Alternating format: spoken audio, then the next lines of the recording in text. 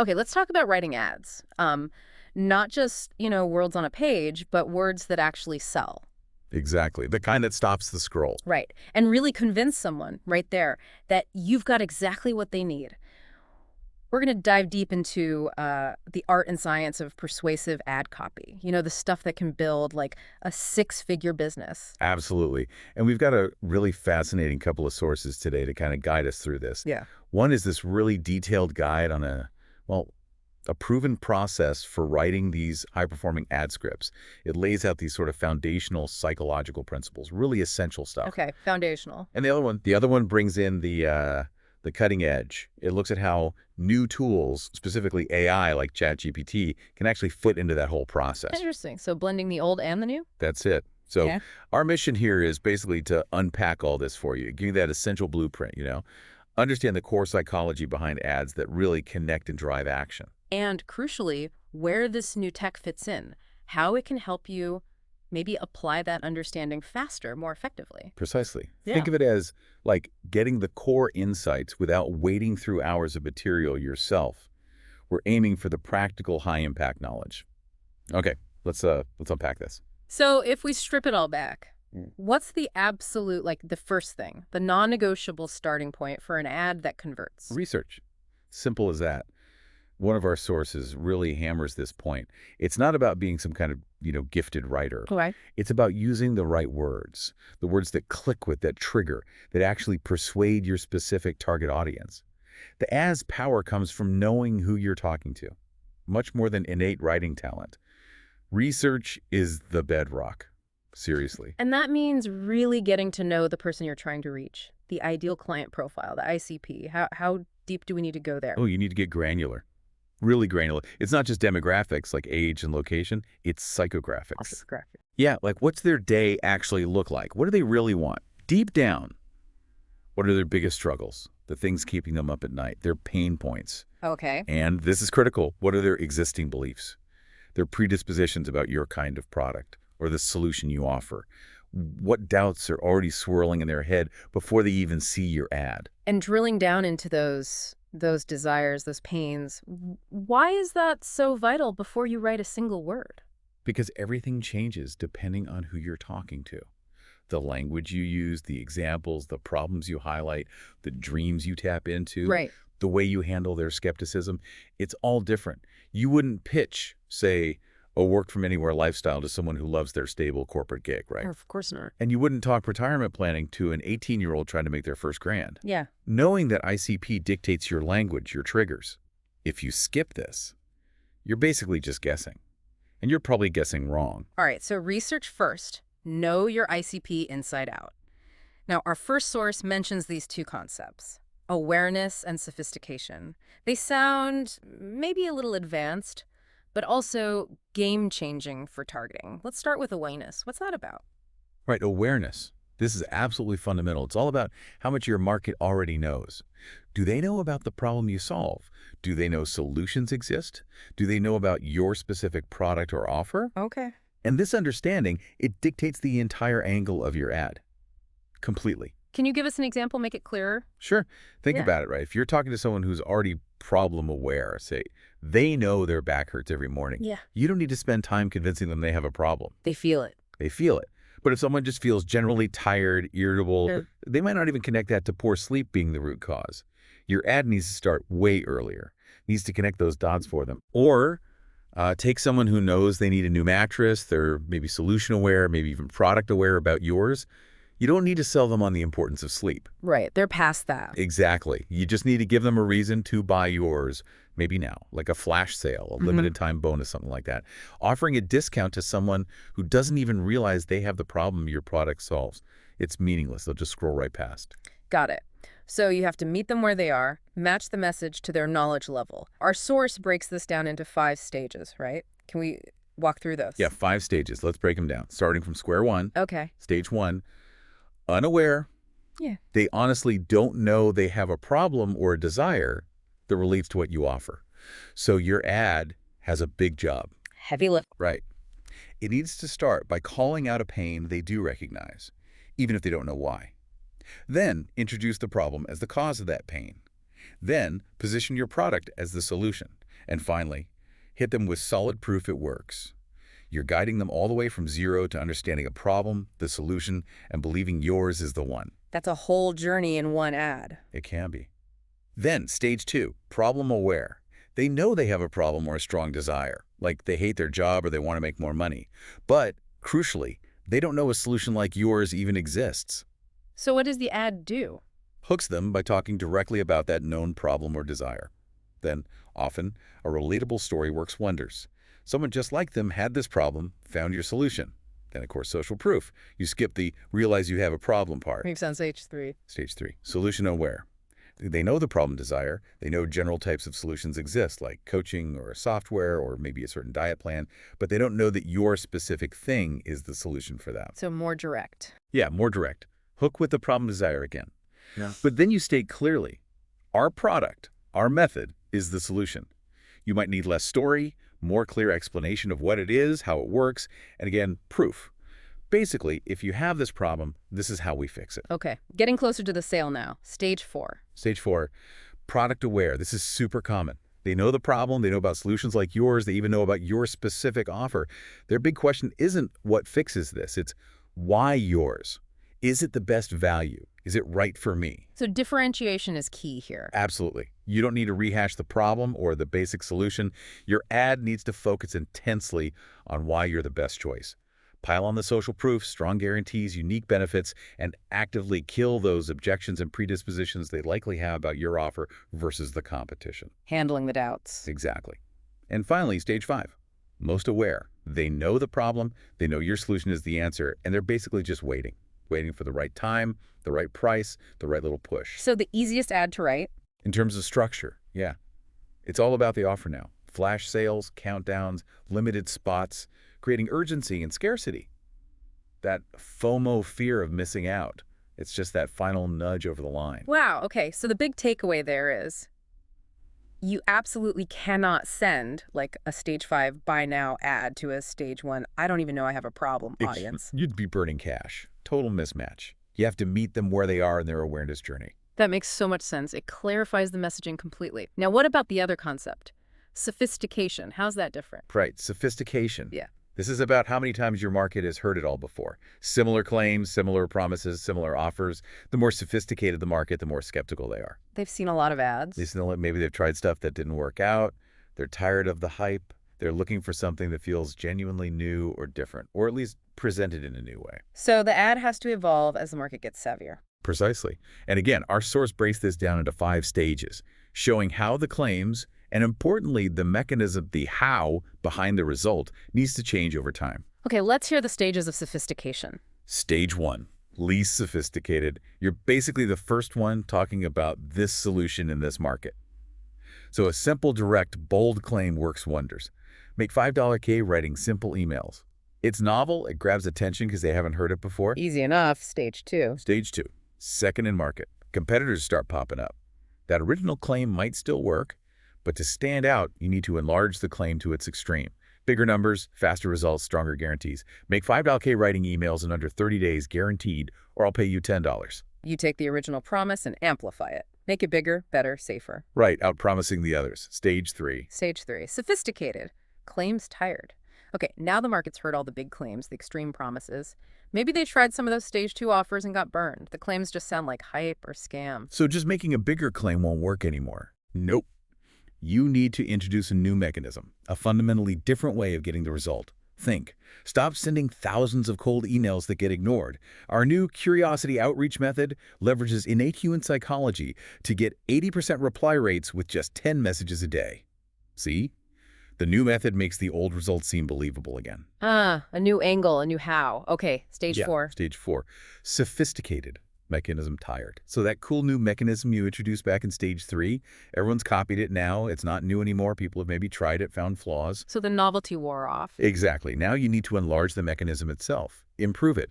Make your version of the mechanism faster, easier, safer, more effective, more specific. Yeah, curiosity outreach is good, but those templates are too rigid. We've developed a dynamic response generator that adapts your message in real time, boosting replies by 3x over standard methods. You're refining the how. Making the method itself better. And stage 5. Stage 5. Most sophisticated. Market doesn't believe. This is tough. The market is so skeptical, they don't believe the claims or the known methods will work for them. Mentioning the saturated term like copywriting perhaps might just instantly turn them off. So what do you do? You have to focus on identification and transformation, often through a relatable story. Minimize or even avoid the tainted keywords. Look, I used to be exactly where you are, stuck, frustrated. Now I work maybe 2 hours a day from my laptop and pull in $15 gain a month. Let me just show you the simple process I used. You build belief through connection and the outcome, carefully sidestepping the words that trigger their skepticism. That's a real shift in approach. It is, and it's often cyclical. A market gets super sophisticated, maybe stuck in stage 4 or 5, and then someone invents a genuinely revolutionary new mechanism, and bam, you might be back to needing a stage 3 approach again. This plays out over years, even decades sometimes. Fascinating. So how do we figure out where our specific market sits on this sophistication scale? Well, the sources suggest looking really closely at what the market leaders and successful competitors are doing in their ads. Are they all screaming extreme guarantees? That's a big clue for stage 2 or higher. Okay. Are you seeing lots of ads talking about a new way, a different approach, a secret method? That strongly signals stage 3 or maybe even stage 4 territory. Look at the ads. Makes sense. Yeah, and immerse yourself where your ICP actually hangs out online. Forums, Facebook groups, Reddit, YouTube comments. Listen to the conversations. What are they complaining about? What promises are they sick of hearing? What skepticism comes up again and again? Your own clients can be gold mines here too. What do their customers tell them about past experiences or failed attempts? Okay, let's make this really concrete. We've got that Amazon MRR ad script in the source material. How do awareness and sophistication apply there? Okay, let's break it down. Yeah. The Amazon MRR ad. It's got that huge guarantee, right? Mhm. Six-figure brand in under 90 days, or you don't pay, and we send you $3,000. Yeah, pretty bold. It's got social proof, helped over 700 clients. It lists benefits, additional income stream, less than 2 hours a week. And it actively tackles objections, no catches, contrasting with old, outdated, unprofitable business models. Okay. Now, the fact that it dives deep into objections and uses that strong guarantee, plus it doesn't really explain the basics of what is Amazon FBA, that suggests the audience already knows the general concept. They're likely comparing options. So for awareness, that puts it squarely in stage 4, product aware. They know about selling on Amazon. They just need convincing this specific offer is the best one. Right, product aware. Makes sense. What about sophistication? That massive guarantee feels very stage 2, like you said. It definitely has a strong stage 2 vibe with that extreme guarantee, yeah. Yeah. But look closer. The ad explicitly introduces a new branch of Amazon called Amazon MRR and defines it selling first need items monthly. This is presented as a new mechanism, a different way to do Amazon, distinct from typical FBA or retail arbitrage. Ah, okay, the new mechanism part. Exactly. And in the sophistication hierarchy, introducing a new mechanism, the stage 3, is considered a higher level of sophistication than just enlarging the claim, which is stage 2. Yeah. Because this ad does both. It has the big claim and introduces this new mechanism. We'd classify its sophistication primarily as stage 3. The introduction of the new mechanism is the key differentiator pushing it to that level. Interesting how those layers interact. Okay, so you've done all this intense research. You understand your ICP, their awareness level, the market's sophistication. Now what? How does that actually translate into, sitting down and writing the ad copy? Well, that research isn't just background info. It becomes your strategic map. It tells you exactly what kind of message, what kind of angle, what kind of proof points that specific audience needs to hear. And finding the actual words, the creative spark. Our source has a great suggestion here. Go look at what's already working. Find viral content in your niche on the platforms your ICP actually uses, YouTube, TikTok, Insta, Reddit, wherever they are. Okay, look at viral stuff. Yeah, but analyze it. Why did it go viral? What was the hook? What angle did it take? And critically, look at it through the eyes of your ICP. What specifically would make them stop scrolling and pay attention? Jot down those interesting hooks, those angles, those compelling sentences. These are market-tested ideas you can adapt. Makes sense. Steal like an artist, but informed by research. Sort of, yeah. Then comes the hook, the first 5 to 7 seconds. This is everything. Our source says put like 80% of your writing effort here. 80%, wow. Seriously. Because if you don't grab them instantly, the rest of the ad is wasted. And the rule of thumb, guided by your ANS research, less aware, less sophisticated audiences often respond better to more general hooks. Think, best way to make money online in 2024.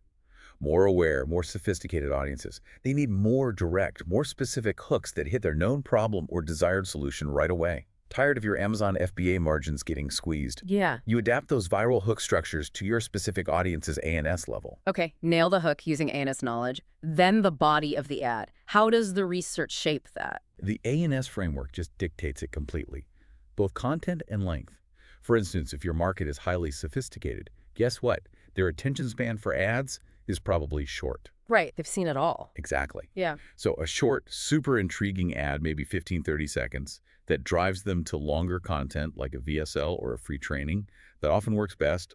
A long, drawn-out ad will just lose them. Okay, short and punchy for sophisticated folks. Generally, yeah. Conversely, if your audience is low in awareness about the solution itself, well, the body needs to actually explain the solution and the mechanism how it works. If they're already solution or product aware, you can be much briefer on that or maybe even skip it. And this is crucial. The more aware and the more sophisticated your audience is, the more objections and predispositions they've built up in their heads. So the body of your ad becomes prime real estate to tackle those head on. Why is your solution different? Why is it better than XYZ competitor they already know? Why is it safe? Why will it work for them specifically, even if other things failed? You use your proof, your guarantees, your logic to systematically dismantle the reasons they might have not to buy. All those things you uncovered in your research. So the writing isn't just filling space, it's strategically addressing those pre-identified roadblocks based on ANS. Precisely. It's not creative writing in a vacuum. It's strategic application of audience psychology. Makes sense. What about the call to action, the CTA? Keep it simple, clear, and compelling. The basic formula our source suggests is action plus benefit reward. So click the link below action to watch the free training and claim your exclusive bonus template, benefit reward. Simple. Another angle they suggest is framing it as a choice. Like, look, you've got two options right now. You can do nothing, stay suck. Or you can click the link below, get these benefits, and start changing things. The choice is yours. Adds a bit of urgency. Nice. Okay, let's quickly run those other two ad examples through this. The credit card ad first. Right, the credit card ad. Yeah. The ICP seems pretty broad, maybe 20s to 50s. Could be family people, business owners, young couples. Basically folks who value travel experiences, maybe a bit of status, but feel held back by the cost. Desires and pains? Desires, travel more, nicer hotels, maybe show off a bit, save money, obviously. Pain points, travel's expensive, feel like they can't afford luxury, maybe confused by point systems. Predispositions, worried about credit scores, getting into debt, complexity, annual fees maybe. Awareness level. Well, it hooks with that big travel dream outcome, flying business class for basically nothing, right? $2 K flight for $24. And it immediately shows the credit cards. It doesn't waste time explaining why travel is good or why saving money is good. People know that. Right. It jumps straight to showing a solution exists using points or credit hacking.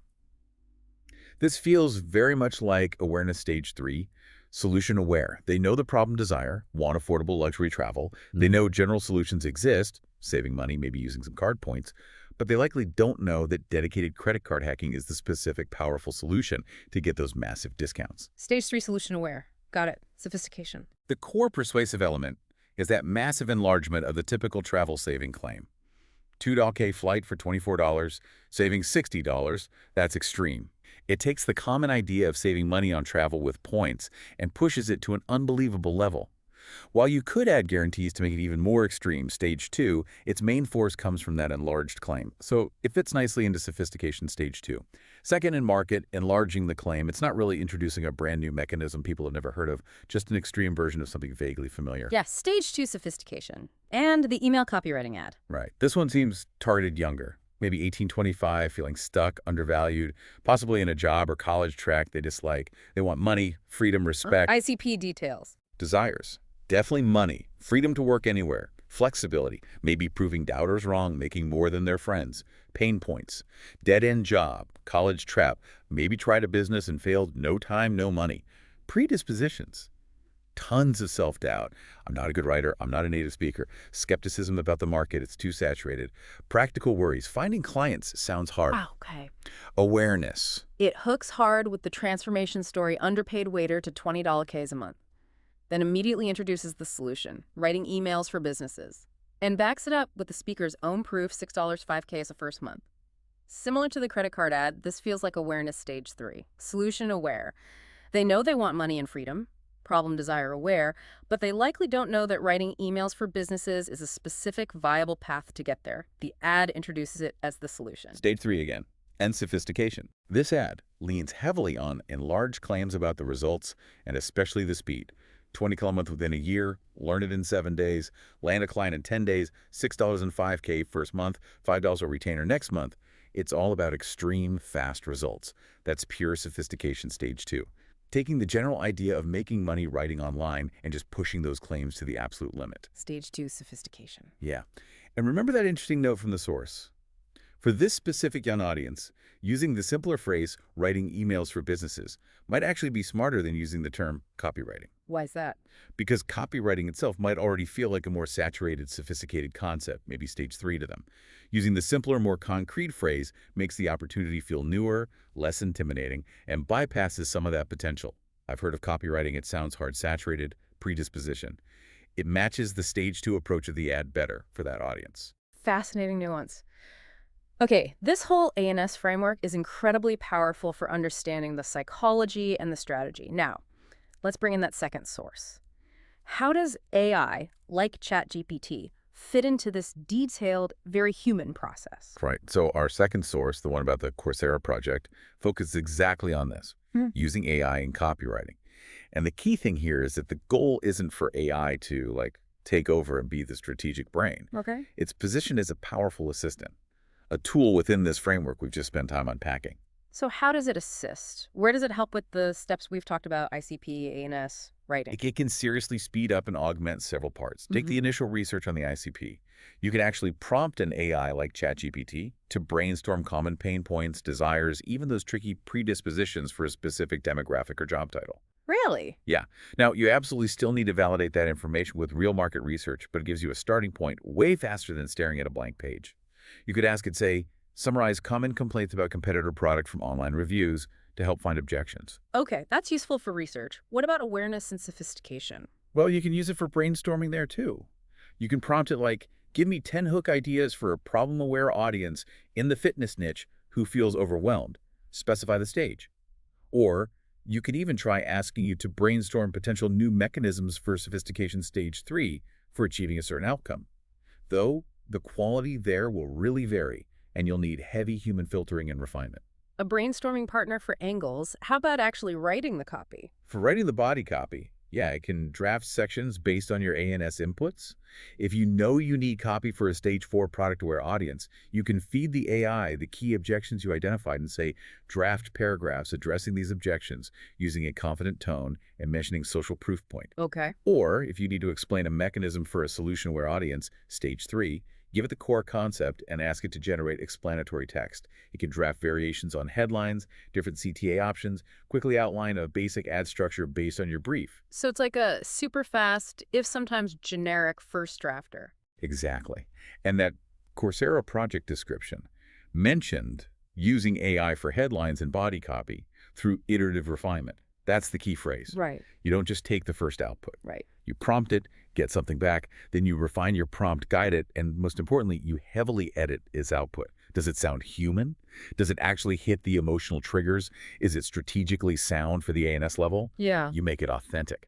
And those skills listed in the course description, target audience, user research, copywriting, prompt engineering, editing, they all kind of point back to the human being essential, don't they? 100%. Yeah. The AI is like this incredibly powerful engine, right?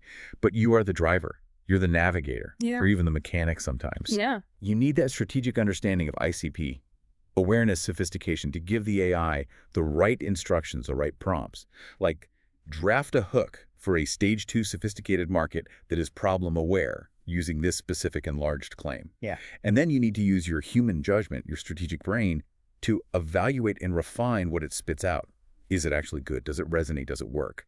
AI accelerates the generation, but the critical thinking, the strategy, the empathy, that's still on you. So the AI slots into the framework. It helps execute the research and writing faster. Yeah. But it doesn't replace the foundational strategic work we talked about earlier. That's the perfect summary. It's a tool, not a replacement for understanding your audience. Okay. So really, when you put these sources together, the picture becomes incredibly clear. Writing ads that actually work. Yeah. It's It's less about being a great writer in the traditional Hmm, sense, right. and much more about doing that deep audience research, truly knowing your ideal client profile, and then positioning your message super strategically based on where they are, their awareness level, the market sophistication level. And now, as you said, we have these amazing tools like AI that can help us tackle that research and the actual drafting much faster if we bring that essential strategic understanding to the table. Exactly. Understanding these layers, ICP, awareness, sophistication, it gives you this powerful lens, a kind of psychological X-ray vision for ads. Yeah. You can look at almost any ad and start to see why it's built the way it is. You can guess how different people might react. And most importantly, you can approach writing your own ads with a proven system. Takes the guesswork out, dramatically ups your chances of actually connecting and getting results. It really shifts things from just writing to strategic communication. A whole different ball game. It really is. And here's something to maybe chew on. Think about how fast audiences get sophisticated these days, right? We're bombarded with messages online. And think about how fast AI can generate new content, new angles, maybe even things that look like new mechanisms. How might those two forces, this accelerating audience sophistication and super fast AI content generation, how might they interact? Will AI just speed up the sophistication cycle even faster? Or could it actually provide the tools to constantly find that new angle needed to keep up with an ever-savvier audience? What does a new mechanism even mean when AI can generate 50 variations in an hour? Something to ponder next time you're scrolling.